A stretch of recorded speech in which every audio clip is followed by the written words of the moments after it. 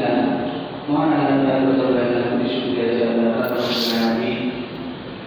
আমাদেরকে বড় আল্লাহর জন্য মসজিদে রসুলের জন্য আল্লাহ আশা তৌফিক দান করেছেন। এই জন্য আল্লাহ তাআলার কাছে শুকরিয়া আদায় করি আলহামদুলিল্লাহ। মুহতারাম হাজিরিন,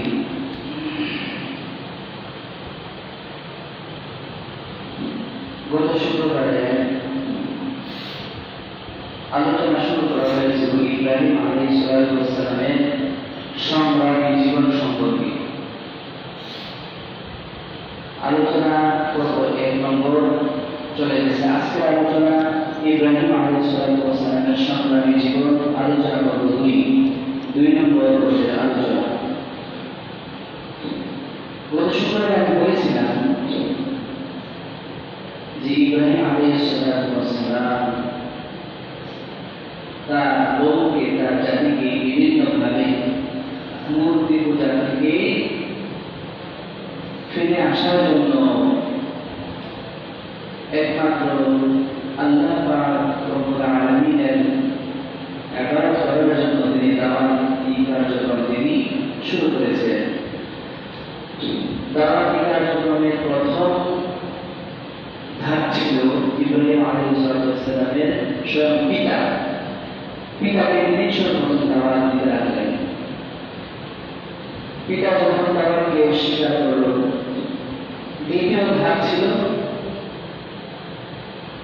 ইব্রাহিম আলাইহিস সালামের নিজ স্বভাব, নিজ এলাকাবাসী বাবেলবাসী, শরণার্থী বাবেল, ইরাকের বাবেল শহর, সেই বাবেলবাসীদেরকে তিনি দাওয়াত দিয়েছিলেন, কিন্তু তারাও দাওয়াত গ্রহণ করল না। দাওয়াতের তৃতীয় ধাপ ইব্রাহিম আলাইহিস সালাম উনাকে আল্লাহ রব্বুল আলামিন বিভিন্নভাবে তিনি পরীক্ষা নিয়েছেন। প্রত্যেকটা পরীক্ষার মধ্যে ইব্রাহিম আলাইহিস সালাম তিনি সফল হয়েছিলেন, উত্তীর্ণ হয়েছিলেন। মোট 7টা পরীক্ষা আল্লাহ রব্বুল আলামিন করেছিলেন। কয়টা পরীক্ষা বলে? 7টা পরীক্ষা। 2টা পরীক্ষার আলোচনা গত শুক্রবারে আমরা শুনেছি। ইব্রাহিম আলাইহিস সালামকে পিতা কর্তৃক এবং শিরক প্রেমী যে মানুষ ছিল, নমরুদের পক্ষ থেকে যে নির্যাতন করা হয়েছিল, 1 নম্বর পরীক্ষা ছিল। 2 নম্বর অগ্নি পরীক্ষা যেটা ছিল। 3 নম্বর দেশান্তর। ইব্রাহিম আলাইহিস সালাম যখন অগ্নিগুলো থেকে মুক্ত হলেন, হওয়ার পর আল্লাহর প্রতি আসার জন্য, মানুষ আল্লাহর প্রতি চলে আসার জন্য আবারও দাওয়াত দেওয়া শুরু করলেন। কিন্তু তারা তো দাওয়াত গ্রহণ করলই না, আরো গভীর ষড়যন্ত্র পাঠাতে লাগলো ইব্রাহিম আলাইহিস সালামের বিরুদ্ধে। তো ইব্রাহিম আলাইহিস সালাম তিনি মাতৃভূমি থেকে হিজরতের সিদ্ধান্ত নেন। উনি ওনার এলাকা থেকে হিজরতের সিদ্ধান্ত নেন। এই বিষয়ে আল্লাহ রাব্বুল আলামিন কোরআন মধ্যে সূরা সাফাতের 99 নম্বর আয়াতে আল্লাহ বলেছেন ইব্রাহিম আলাইহিস সালাম কিভাবে তিনি বলে গিয়েছিলেন। আল্লাহ তাআলা বলেছেন, ক্বালা ইন্নী যাহিবুন ইলা রাব্বি সায়াহদিন। কোরআন মধ্যে আল্লাহ ইব্রাহিম আলাইহিস সালামের কথা সুন্দরভাবে উল্লেখ করেছেন। ইব্রাহিম বলতেছেন, আমি আমার প্রভুর উদ্দেশ্যে যাত্রা করলাম, তিনি আমাকে পথ দেখাবেন। সায়াহদিন, তিনি আমাকে পথ দেখাবেন। আমি নিজের জন্মস্থান মাতৃভূমি ছেড়ে আমি হিজরত করতেছি আল্লাহ তাআলার নামে। আল্লাহ তাআলার উদ্দেশ্যে আমি যাত্রা শুরু করলাম, তিনি আমাকে রাস্তা দেখাবেন। তো ইব্রাহিম আলাইহিস সালাম তিনি নিজ দেশ থেকে, ইরাক থেকে তিনি হিজরত করে সিরিয়ায় চলে যান। কোথায় চলে যাবেন? সিরিয়া। তো সিরিয়ায় তিনি উন্মুক্তভাবে তিনি দাওয়াতি কার্যক্রম শুরু করেন। তখন সাথে ছিল ইব্রাহিম আলাইহিস সালামের স্ত্রী সারা আলাইহিস সালাম এবং ইব্রাহিম আলাইহিস সালামের ভাতিজা লূত আলাইহিস সালাম। তখন লূত আলাইহিস সালামকে নবুয়ত দান করা হয়নি। নিজ এলাকা থেকে মাত্র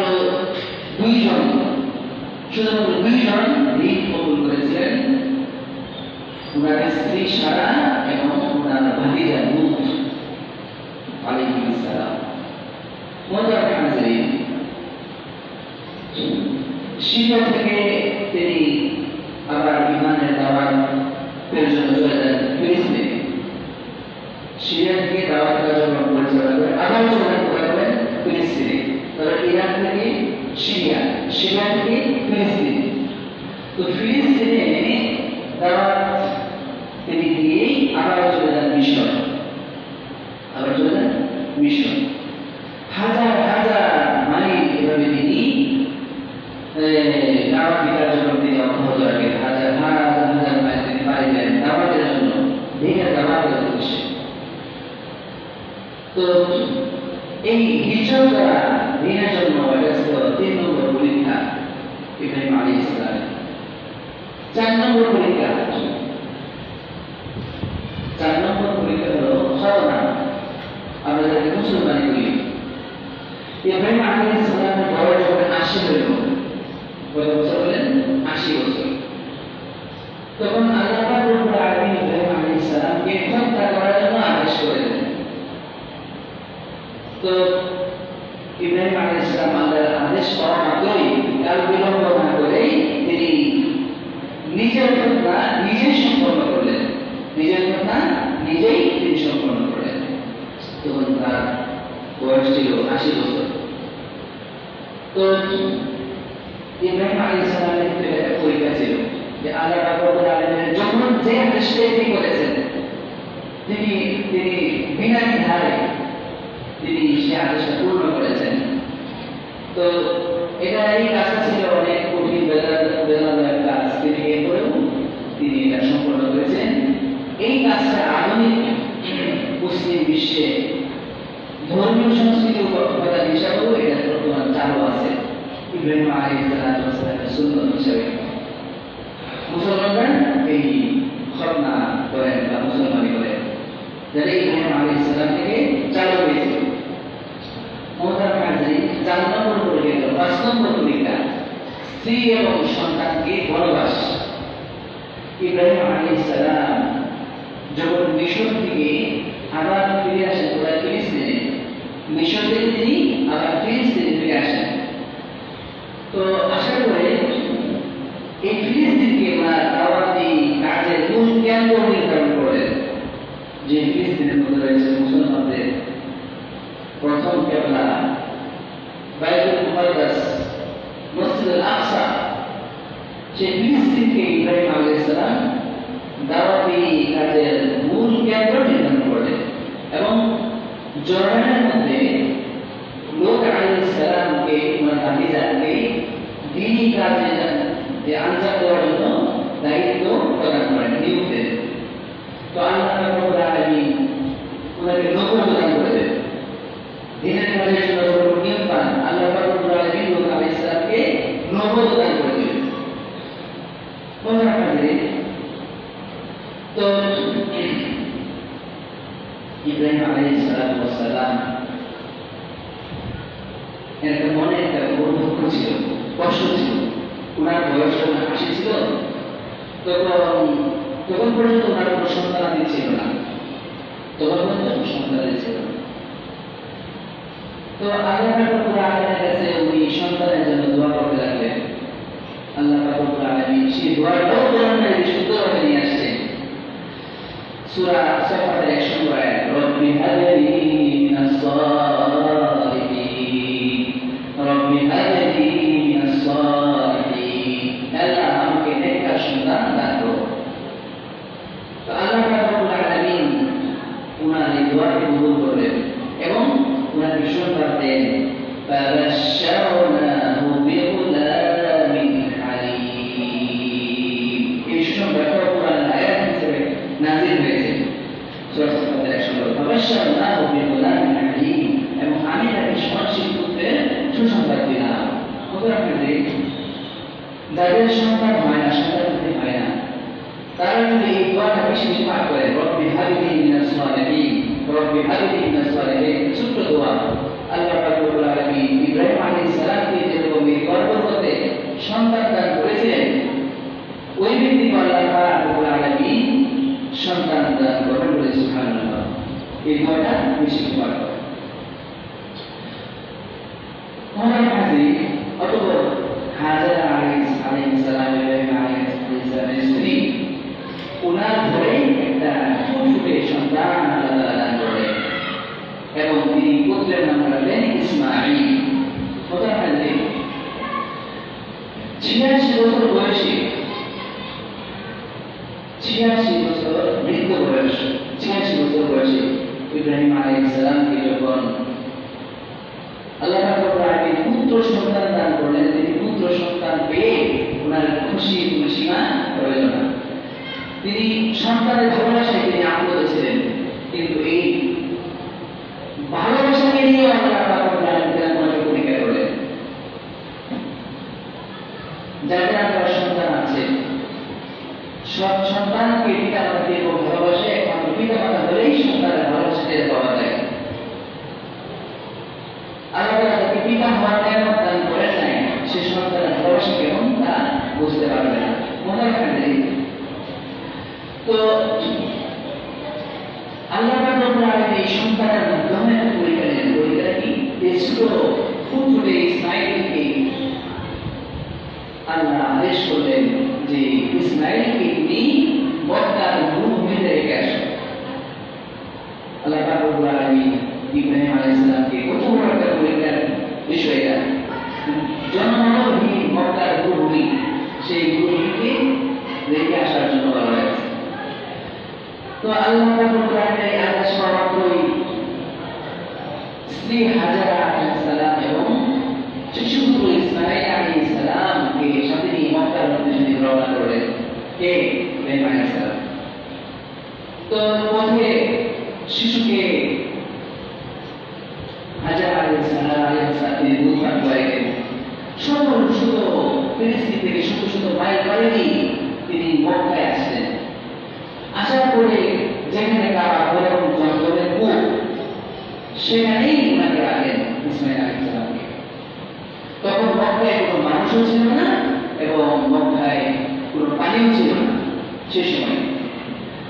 তো ইব্রাহিম আলাইহিস সালাম এক ছোলে খেজুর এবং এক মশক পানি তিনি দিয়ে শিশুপুত্র এবং স্ত্রীকে দিয়ে তিনি ফিলিস্তিনের দিকে রওনা করে দিলেন। যখন শিশুপুত্র এবং স্ত্রীকে রেখে একা ফিরছিলেন, তখন হাজেরা আলাইহিস সালাম তিনি বিস্মিত বদলে স্বামীর পিছু পিছু আসলেন। আসার পর তিনি বলতেছেন, আমাদেরকে যে এভাবে কার কাছে কেন রেখে দেওয়া হচ্ছে? এই ভূমি যেখানে জমানবী কোনো কিছুই নেই, এখানে কেন কার কাছে রেখে দেওয়া হচ্ছে? ইব্রাহিম আলাইহিস সালাম ওনার কষ্টে তখন বুকটা ফেটে যাচ্ছে, কি বলবে? একদিকে সন্তানের ভালোবাসা আর একদিকে আল্লাহ রাব্বুল আলামিনের আদেশ। তিনি মুখে কিছু বললেন না, মুসলিম ওনার মুখে বসে মুখে কথা আসতেছে না। স্ত্রী আবার জিজ্ঞাসা করলেন, এটা কি আল্লাহর হুকুম? এটা কি আল্লাহর হুকুম? ইব্রাহিম আলাইহিস সালাম তিনি মাথা নাড়িয়ে হাসিতে ইঙ্গিত দিলেন না। তো তখন হাজেরা আলাইহিস সালাম তিনি তৎক্ষণাৎ মনোবল দিলেন। তিনি বলতেছেন, ঠিক আছে আপনি যান, আল্লাহ আমাদেরকে ধ্বংস করবেন না। আল্লাহ আমাদেরকে, যে আল্লাহ রাব্বুল আলামিনের পক্ষ থেকে আদেশ করে থাকি, তিনি আমাকে করবেন না, ধ্বংস করবেন না। তিনি এই কথা বলে ওনার স্থানে তিনি ফিরে আসেন। এদিকে ইব্রাহিম আলাইহিস সালামের নিজের পুত্র ইসমাঈল আলাইহিস সালাম এবং স্ত্রী হাজেরা আলাইহিস সালাম, তো ওনাদেরকে রেখে যখন আসতেছিলেন, বিদায় নিয়ে আসতেছিলেন, তখন যন্ত্রে কষ্টে ওনার বুকটা ফেটে যাওয়ার যখন উপক্রম হচ্ছিল, তখন তিনি এই হৃদয়ের কান্না, তখন আল্লাহ ছাড়া ওনার কেউ দেয়নি। ওনার মনের অবস্থা কি ছিল আল্লাহ রাব্বুল আলামিন ছাড়া কেউ অনুধাবন করতে পারেনি। মনের ব্যথা তিনি বুকে থেকে ধরে নীরবে ফিরে চলেছেন, পিছনে ফিরে তাকান নাই। সেই সন্তানদেরকে একবার দেখার জন্য তিনি পিছনে ফিরে তাকান নাই। যদি উনি পিছনে ফিরে তাকান আর মায়ের চলে আসে, তাহলে আর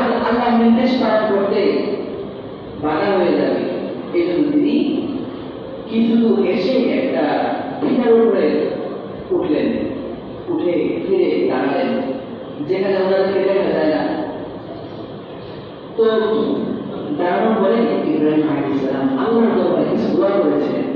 আল্লাহ পাক রব্বুল আলামিন এই দোয়াগুলো কোরআনের আয়াত হিসেবে নাযিল করে দিয়েছেন। রব্বানা ইন্নী আসকানতু মিন যুররিয়্যাতি বিওয়াদিন গায়রি ذي زرع عند بيتك المحرم ربنا ليقيموا الصلاة فاجعل أفئدة من الناس تهوي إليهم وارزقهم من الثمرات لعلهم يشكرون. তিনি কান্নাকাটি করে আল্লাহ পাক রব্বুল আলামিনের কাছে দোয়া করেছেন, হে আল্লাহ, ইন্নী আসকানতু মিন যুররিয়্যাতি গায়রি ذي زرع, আমি তোমার সম্মানিত ঘরের কাছে একটা ময়দানে আমার স্ত্রী সন্তানদেরকে রেখে আসলাম, যেখানে কোনো ফল ফসল নেই। রব্বানা লিয়ুকিমুস সালাহ ফাজআল আফইদাতাম মিনান নাস তাহওয়ি ইলাইহিম. হে আল্লাহ, তুমি তাদেরকে তোমার কাছে রেখে আসলাম, তারা সালাত কায়েম করে, নামাজ কায়েম করে, এবং তুমি মানুষের মনকে তাদের প্রতি আকৃষ্ট করে দিও এবং তাদেরকে ফল ফুলাদের মাধ্যমে রিজিক দান করিও, যাতে তারা তোমার সঙ্গে আদায় করতে পারে। এই দোয়াগুলো করতে করতে ইব্রাহিম আলাইহিস সালাম চলে আসেন। অতঃপর আল্লাহ ইচ্ছার উপর মনকে অটল রেখে ইব্রাহিম আলাইহিস সালাম ফিলিস্তিনে চলে আসেন, আবার ফিলিস্তিনে চলে আসেন। তো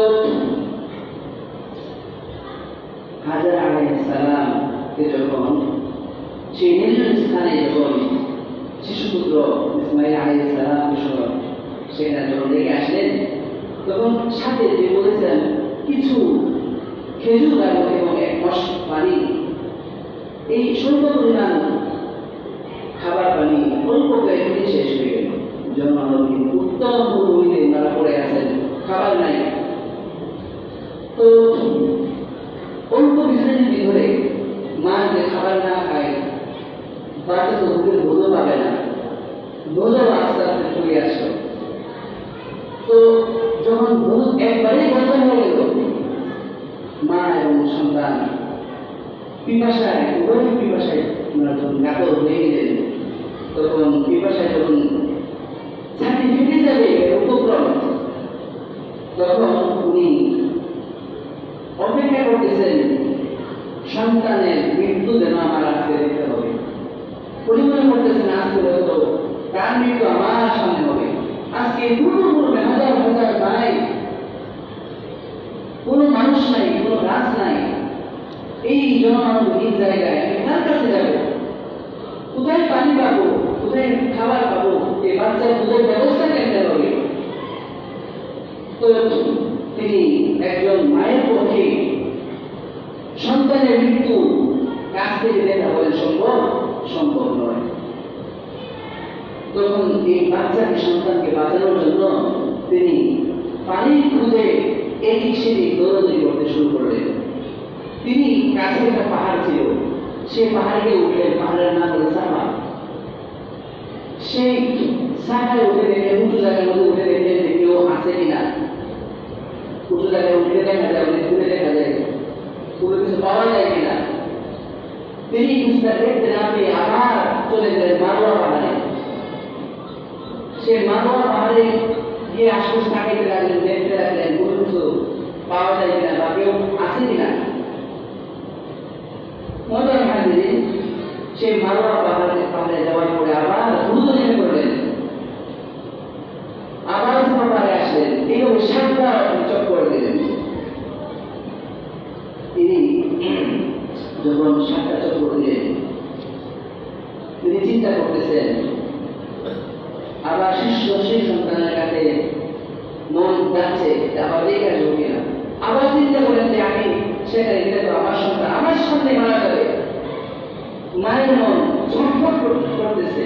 তিনি তখন নিজের সন্তানের মৃত্যু যেন নিজের চোখের সামনে না হয় তিনি শুনতে শুরু করলেন। আবার যখন মা বাবা মারা গেলেন তখন তিনি ইমান শুনতে পেলেন একটা আওয়াজ শুনতে পেলেন।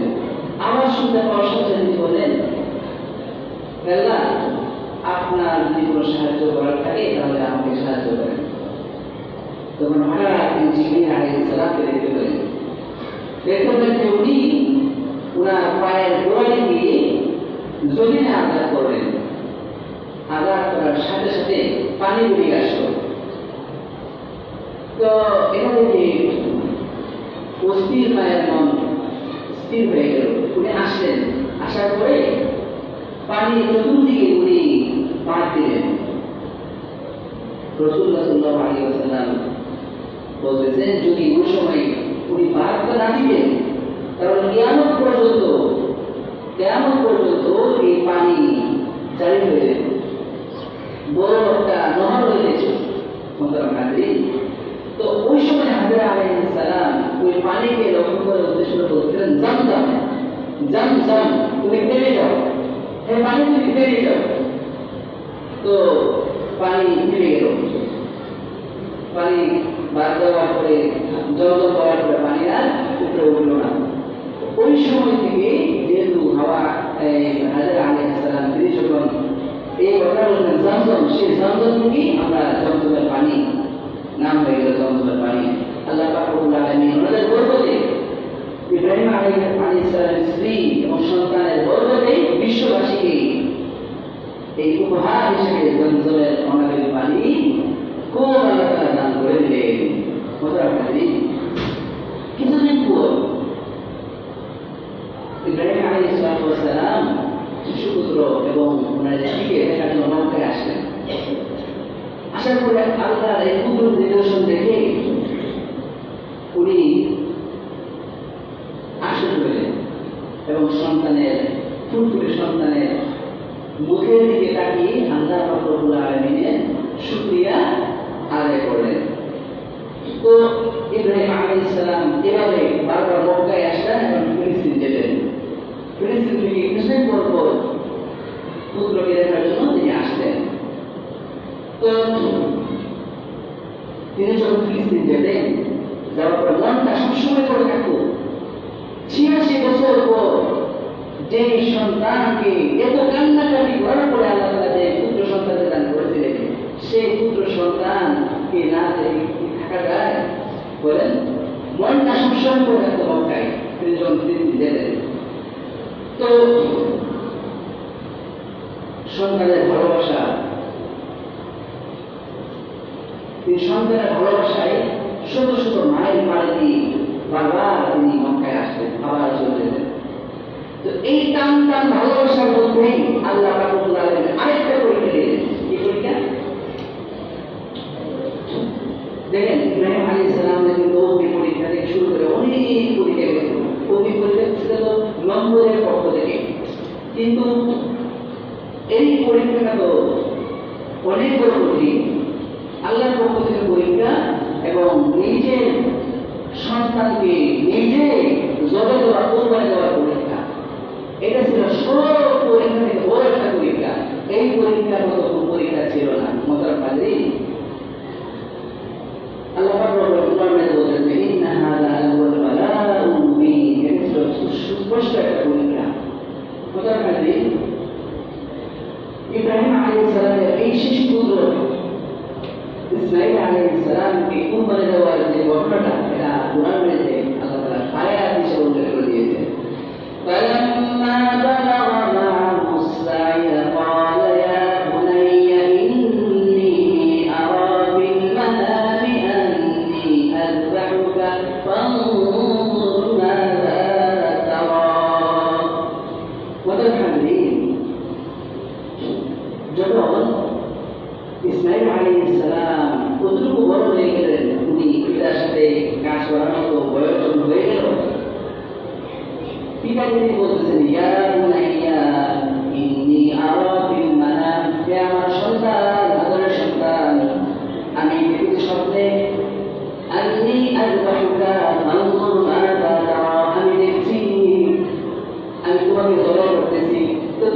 বিষয়ে কি সিদ্ধান্ত? তখন ইসমাঈল আলাইহিস সালাম সাথে সাথে বললেন, ইয়া আবাতি ফাআল মা তু'মার সাতাজিদুনি ইনশাআল্লাহু মিনাস সাবিরিন। হ্যাঁ বাবা, আপনি যা আদেশ দেওয়া হয়েছে আপনি আদেশটা পালন করে দিলেন, আমাকে অবশ্যই ধৈর্যশীলদের অন্তর্ভুক্ত পাবে। মোহতারাম হাজরিন, এই কথা বলার পরে ইব্রাহিম আলাইহিস সালাম শিশুপুত্র ইসমাঈল আলাইহিস সালামকে তিনি কুরবানির জন্য নিয়ে গেলেন। যাই হোক, আজকে সময় একটু শেষ হয়ে গেছে।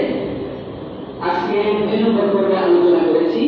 আর ইনশাআল্লাহ আগামী শুক্রবারে এই কুরবানির বিশেষ করে ইতিহাস থেকে শুরু করে ইব্রাহিম আলাইহিস সালামের বাকি যে সংগ্রামী জীবনের আলোচনাটা তৃতীয় পর্বে ইনশাআল্লাহ শেষ করে দেব।